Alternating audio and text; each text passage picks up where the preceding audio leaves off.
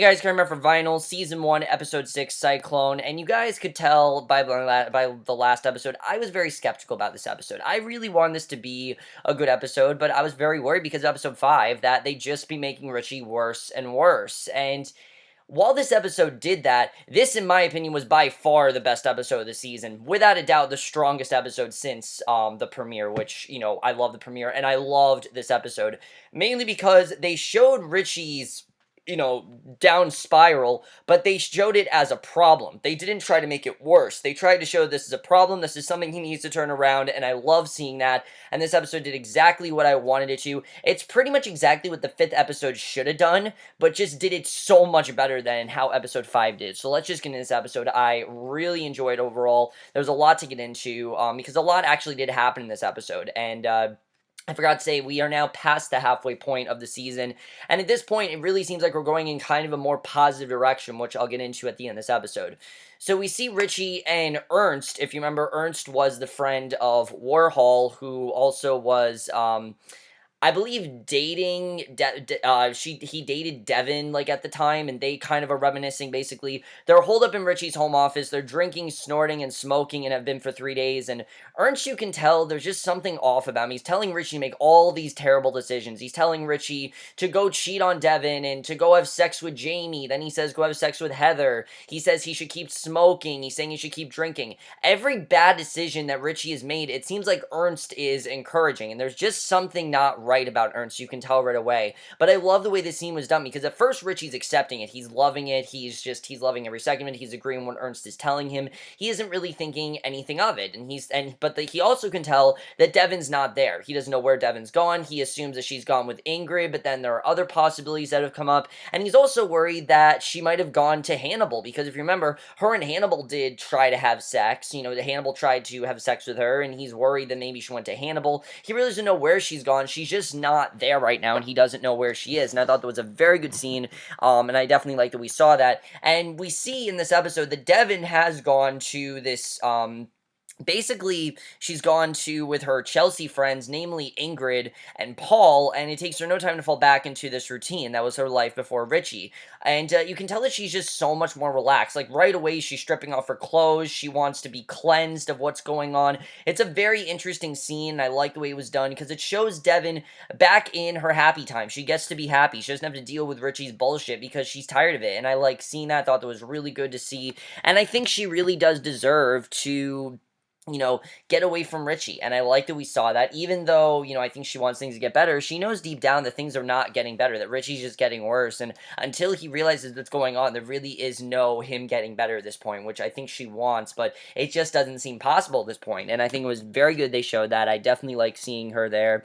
So they go to the office in the same clothes, let me add, that Richie goes in the same exact office, and it's obvious to everyone he's still very high, but it's also clear that Ernst is clearly not there, because when he's talking to Ernst, the rest of the staff thinks that Richie's talking to him. And whenever Ernst refers to Ernst, nobody knows who he's talking about. So it's very quickly, you can very quickly tell that Richie is hallucinating Ernst from his cocaine and everything, and that Ernst is kind of like his bad side right now, kind of like, you have the devil and the angel. He's listening to the devil. There is no angel. Ernst is just telling him terrible things to do, and he discusses this surveillance plan with Ernst on the best way to locate Devon, because obviously they want to find Devon, and that's the biggest thing about this episode. And it does show that Richie does care about Devon, that he does care about his family, and I think that's something I liked about this episode, because episode 5 made it seem like Richie is just possessive, and whatever, if he does a wrong, Devon can't do a wrong. If he does something wrong, it's right, and Devon can't do anything wrong. That's just how it is, that he will make sure that she does nothing wrong, he will chastise her for it, even if he already did it.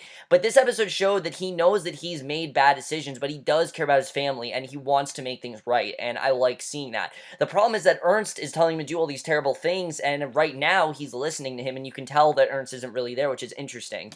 So we see Andy runs into Zach as she stops New American Century on a Friday morning, and we know that Andy is now a part of American Century, and she's merely there to introduce herself to the staff, kind of show what she's going to do, that she wants to turn things around and maybe show them how to be modern, and Zach urges her to get right down to business instead of waiting until Monday and to just introduce what she wants to do. And her first order of business is to redo the company's logo because it resembles a toilet, and I'm glad this came up again. So if you remember in episode 3, Richie wanted to make a subtitle for American Century something else, and that still hasn't happened happened yet, and I'm sure that we're going to get into that soon, but that still hasn't happened, and we don't know when that's going to happen. But if you remember, Richie approached that one employee about it, and we still have yet to have anything with that. So I'm sure we're going to get something with that soon, but we didn't get any, resolution with that in this episode. But I like that we at least got back to that. And I did like the bonding with Andy and Zach, because it's clear that Andy and Zach were friends and that they do really care about each other, but things have changed definitely. We see Andy has her sights set on landing David Bowie for an upcoming benefit concert,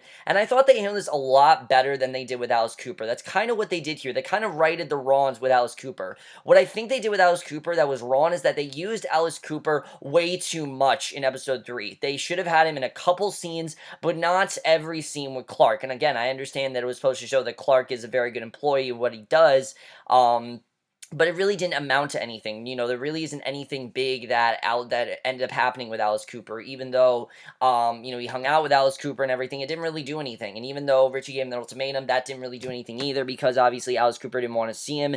And you understood really what Alice Cooper was talking about when, when he said that Richie bailed on him and everything. I thought they used David Bowie a lot better here, definitely, because basically Zach makes plans to call Bowie's manager, but Andrea informs him that, but Andy informs him that Bowie's in town for a show, and she invites Zach to tag along with her to the rehearsal. And obviously they can't get David Bowie because he died, which this episode was in tribute to him, and that's another reason why I think it worked here, because it was a tribute to David Bowie. They had to have that in there. I understand that David Bowie died, and I thought they did a good job with it. Like, it was a good tribute. They didn't try to make David Bowie a bad guy. They didn't try to make him seem like a jerk, and they made him seem like a good guy, and I like seeing that. I thought they did a good job with that. And then we see that Zach loves Andy from an early age of American Century, but he's beginning to feel unsure about his position in the company. He even talks to Richie about how he doesn't really feel like he's doing much, which he's really not. Remember, Richie and Zach both funded this company, but Zach's not really doing much of anything. If anything, Julie is doing more than him, and even Jamie is doing more than him, and he's really pissed about this because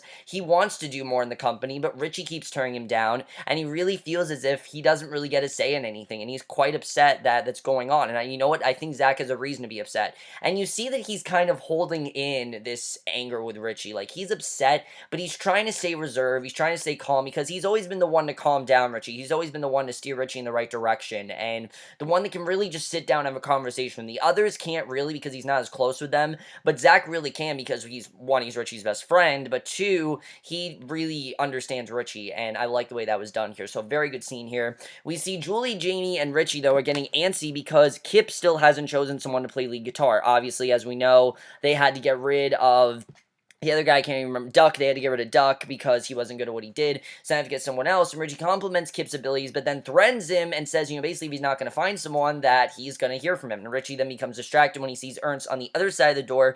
He storms out to talk to Ernst regarding Devon's whereabouts, and it's just such a great scene, because Ernst isn't really there. What this really is Richie's temptation getting to him, and him, trying to get back, hold back that temptation. But even though it's there, he can't really do anything about it. And I thought they did a good job with showing that. That's the thing that makes Richie unique. He has this conscience, but it's a bad conscience. It's not a good conscience, and that's who he's listening to, and it made things a lot more effective. And I gotta say, the guy that played Ernst I thought was very good, because he's clearly trying to distract Richie. He's trying to distract Richie. He wants Richie to focus on things that don't really matter, and he wants Richie to make things even worse. Like, he's talking about going to Nathan's and everything, and how he wants to smoke more, and Richie just keeps listening to Ernst. He can't not listen to him, because again, this is his conscience. If Ernst isn't really there, he's not going to say no. That's just how it is.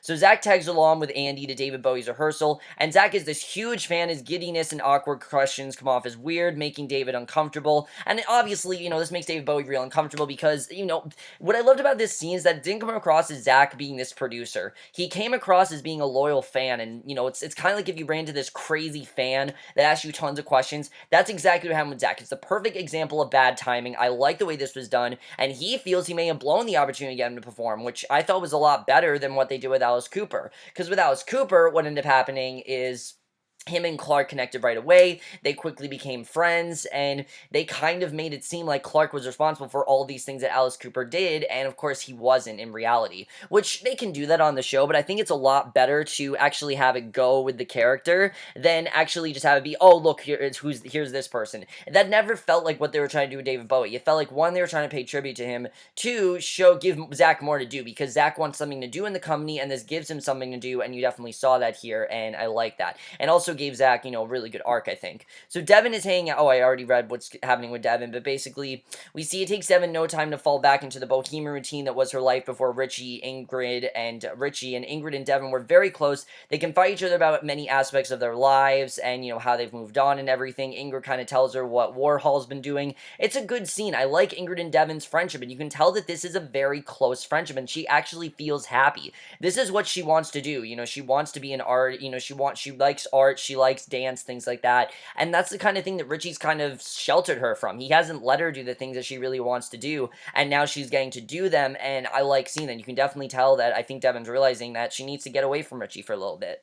So Richie and Ernst head to a club called Max's because there's a good chance that Devon may be there with Warhol, because obviously her and Warhol are close, and, he thinks that wherever she's gone, she's either with Warhol or she's with Ingrid. And there's a line of people waiting to get in. Richie introduces himself to the doorman seconds before Warhol and his entourage arrive. Richie demands that Warhol tell him where Devon is, and, of course, Warhol has no idea where he is, and they get into this huge fight because Richie's thinking that Warhol's not telling the truth and that Devon doesn't want him to know. And again, I mean, Richie, obviously, he's high. He's high here. He's completely out of it. I understand that, but you saw that Richie really wants to find Devon. Like, that was the thing here that worked for me. It wasn't so much that Richie just, is on this binge drinking and everything, and that he's completely out of it, and that he's high and everything. That's not what made the scene so effective. It's the fact that he wanted to find Devon now. He wanted to find Devon, and he thought that Warhol was lying to him, and Richie knocks Warhol to the ground. Needless to say, there's no way that Richie and Ernst are going to get in, because obviously Warhol banned them, and I don't think Warhol's ever really liked Richie. We've seen before that Warhol's kind of at a distaste toward Richie.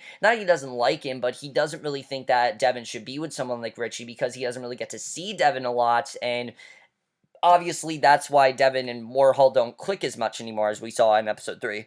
So, after hot wiring Warhol's car, a rage-top Firebird convertible, Richie and Ernst go for a joyride, and again, this isn't portrayed as, encouraging this. This is portrayed as he's doing something wrong, and I like that they did that. That's the thing that episode 5 was missing, the fact that Richie was doing something wrong, and that he was completely in the wrong for these things. We're supposed to feel bad for him. We're supposed to be upset that Richie's doing this stuff. The fact that he's giving in to Ernst. Adding Ernst just made things so much more interesting, because Ernst is the one that's telling him everything to do, and it's making Richie go crazy. He's not going to say no. And he awakens the next morning, parked in a random street, trying to decipher the lyrics of the Fifth Dimension's One Less Spell to Answer.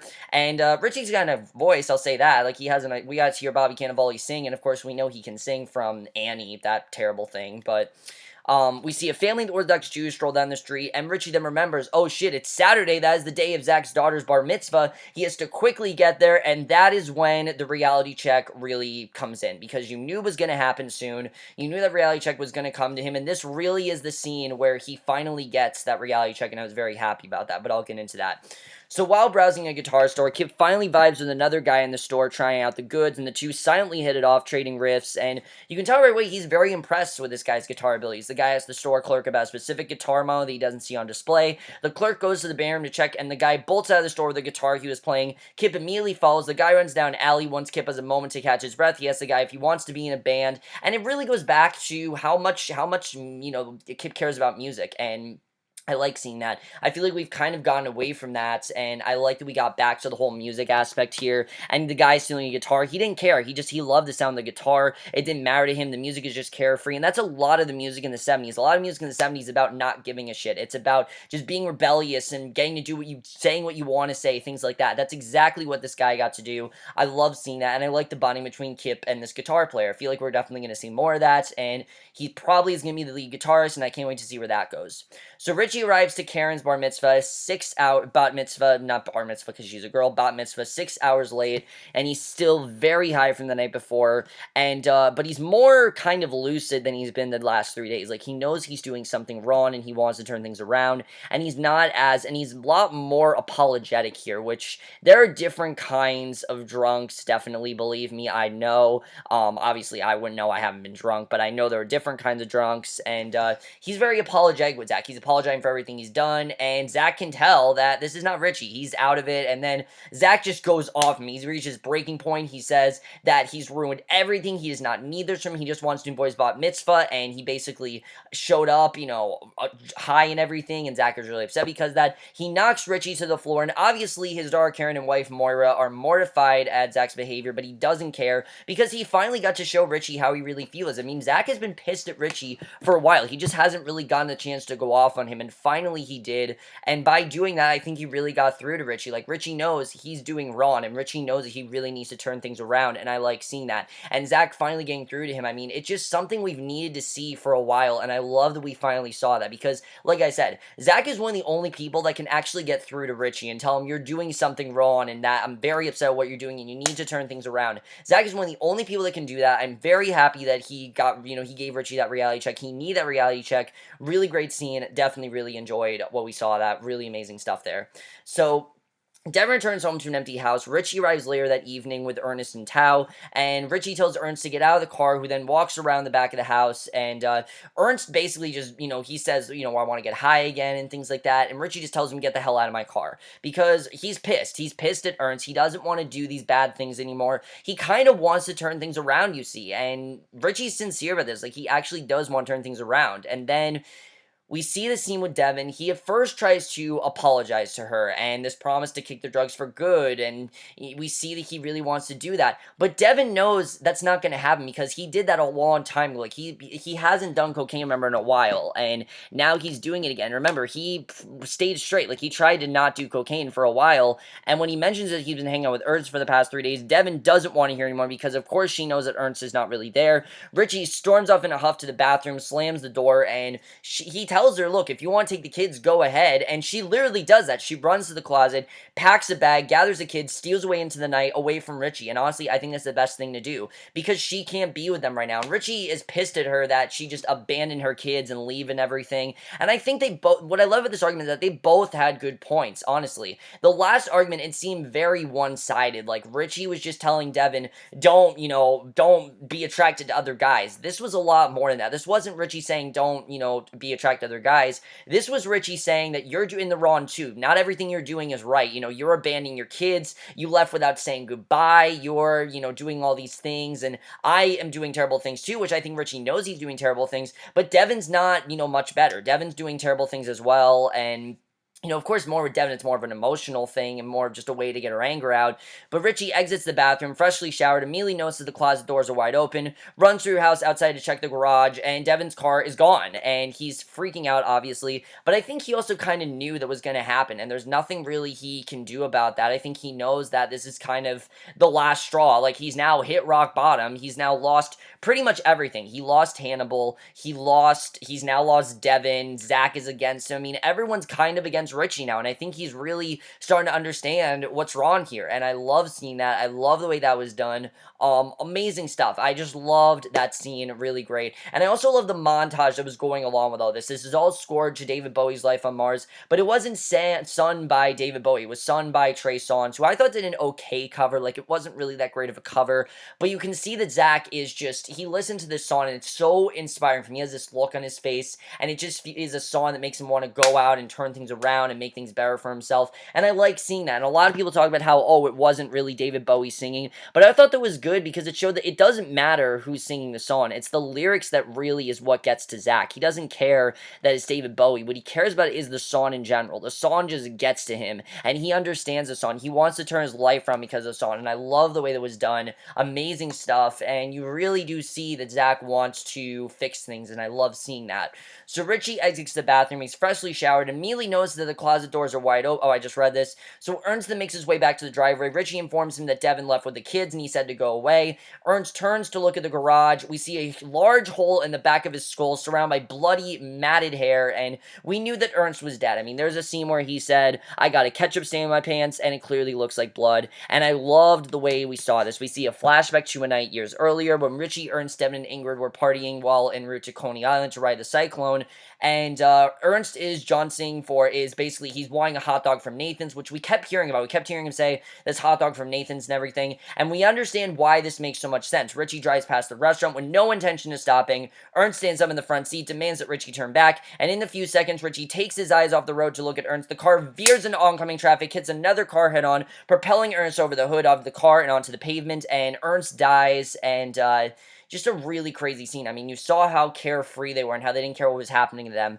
But now you kind of know why Richie's seeing Ernst, because Ernst really made Richie make every bad decision in his life. I mean, he made that decision to take his eyes off the road, just like he's making that decision to not listen to anyone else. That's kind of what he's doing with Ernst, and I love the way that was done. Really great stuff in this episode, honestly. It really showed me what the show is capable of. I definitely really enjoyed that, and I really wish the rest of the show would be as amazing as this was, which I really think going in, that's where we're headed for the rest of the season, because we see at the end, Richie sits in the Coney Island parking lot, he's staring at the Cyclone in the distance, and he's kind of just thinking, this is in present day now. Now, obviously, he's thinking what happened to Ernst, but I think he's also thinking, my life is shit, I need to turn things around, and that's how the episode ends, and I'm pretty sure that's where we're headed, that Richie's going to try to turn his life around, because the way we're going, especially how episode 7, the promo is, it seems like Richie wants to turn his life around, and I love seeing that. I hope he tries to turn things around, and now's the time to do that. Like I said, he's lost everything. He's lost Devon,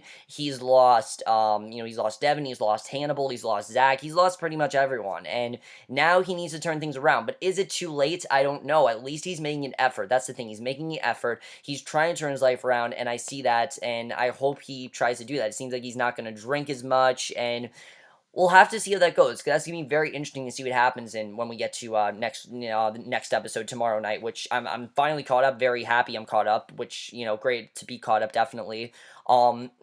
But, basically we don't really know where he's headed, if he's going to be able to get out of this situation, because he's gone really deep into the situation, and now that he's kind of gotten Ernst to go away, I feel like it's not just saying no to Ernst, it's saying no to drugs, it's saying no to drinking, it's saying no to temptation in general, it's saying no to every bad decision he's made. Ernst, seeing Ernst wasn't really Ernst. Who Ernst was every bad decision Richie's made. He was his temptation, and that's what Richie got away from. He got away from his temptation. He finally said no. He's woken up, and I love seeing that, and it shows that Richie isn't completely, stupid. He isn't just making these terrible decisions to make them. He knows he's done wrong. He wants to turn things around, and I love seeing that. Really great stuff here. As far as Devon goes, I think Devon's made the right decision to get away from Richie, but how long is she going to be away from him? Is she going to come back? Is he going to be able to get her to come back? I mean, he clearly is going to try to get Devon back, but right now, she's left, she's packing the kids and left, so who knows where she's going. I'm pretty sure she's going to go to Ingrid because she's happy there, and I feel like the kids will be happy there as well. And there's a really sad scene here where we see Richie, he's high and he's talking to his kids, and they don't really think anything of it. Like, they know that they don't think anything of it because he's just acting really happy, they think, and they don't know that he's, high and everything, but I'm glad that Devon left. I mean, she has a right to leave, and especially after what Richie's done to her, even though he had a good point here and he wanted to apologize, it's simply too late. It is. After everything he's done, everything he's put her through, she doesn't want to hear it. She's heard too many times, oh, I was wrong, things like that, and she does not want to hear that anymore. She wants Richie to, turn his life around. It seems like he's gonna do that, and I feel like Devon will take him back if he does that, but right now, she just can't be with him, and I like seeing that. Definitely really good there. Richie and Zach, I feel like they're going to make amends, definitely, because Zach knows what Richie's going through and he can turn him around. But I'm glad that Zach took his anger out because he had a right to be upset. And I hope Richie does try to help him with his money situation because that's a real problem that Zach is going through. We know that Zach wasn't able to pay a lot of money, pay a lot for the bat mitzvah because he couldn't get his parents that condo that he wanted. And that's something I think that Richie really needs to help him with. And I hope that Richie does because that's something that Zach genuinely wants. And I hope Richie does help him out with that. So I really enjoyed that scene. I like that he finally got through to him, and Keeping this guitarist, I do think this guitarist is going to end up becoming the guitarist for the Nasty Bits. I think that's the best person to be the guitarist because obviously, they've clicked really well, and I'm thinking that he's going to be the guitarist there. And then Andy and Zach, I like the bonding between these two. You can tell that Zach does not really, feel like he belongs with Andy anymore. I mean, I don't know if they had a romantic thing, but it's clear with Andy that he just doesn't feel like he's part of this company because he hasn't really done much of anything, and he wants to do things, and I like seeing that. I think that he's going to try to do something. He's going to try to turn his life, he's going to try to do something. He's going to try to fix his money situation, especially David Bowie. He's really woken up. He's shown him it's possible, and I like seeing that. But overall, guys, amazing episode. I absolutely loved this episode. This was so much better than everything else we've gotten, especially since episode 1. Like I said, episode 2 was a very strong episode. I do think it was a strong episode. It was a good episode of what could be. Episode 3 was just a step in the wrong direction. They just focused way too much on the guest stars. Episode 4, I thought was definitely a lot better, but still not perfect. Episode 5, you guys know how much I hate it. And this episode, I think, was the first perfect episode since the premiere. The premiere, I still think, is perfect. I don't have any problems with it. I think it's a perfect premiere. I think there were so many great things about it. And I'm so happy with the way that this episode turned out. Amazing stuff overall. I know you guys saw this episode. Love to hear your thoughts on it. We'll see you guys in the next video, which will be for a movie review. And we'll see you guys for that. Okay, bye.